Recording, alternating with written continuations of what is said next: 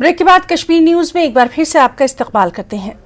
जम्मू कश्मीर कांग्रेस के सदर वक़ार रसूलवानी ने राजौरी वाक़े की मजम्मत की है। वक़ार रसूलवानी का कहना है कि जम्मू कश्मीर में दहशतगर्दी पर काबू पाने में मरकजी हुकूमत नाकाम रही है। उन्होंने हुकूमत से पूछा कि नए कश्मीर का जो दावा किया जा रहा था उसका क्या हुआ। हुकूमत ने कहा था कि जम्मू कश्मीर दहशतगर्दी से पाक होगा, लेकिन दहशतगर्दी जम्मू में भी पनपती रही है।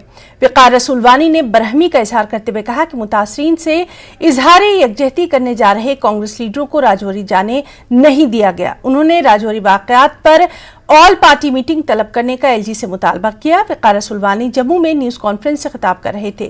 वक़ार रसूलवानी ने सिविल और पुलिस इंतजामिया के तरीक़ेकार पर भी सवाल उठाए।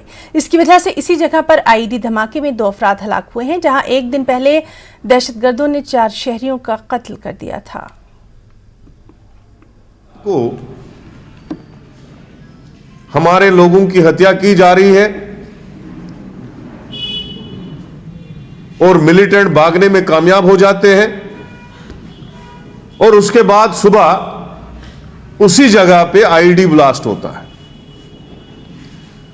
क्या हमारे सिक्योरिटी एजेंसीज इतनी लापरवाह हो गई है, हमारी एडमिनिस्ट्रेशन इतनी लापरवाह हो गई है कि जहां पे इंसिडेंट हुआ है क्या वहां पे सर्च नहीं हो सकता था, वहां पे बम स्क्वाड नहीं भेजा जा सकता था ताकि मजीद जाने ना जाया हो जाए, मजीद लोग जख्मी ना हो जाए?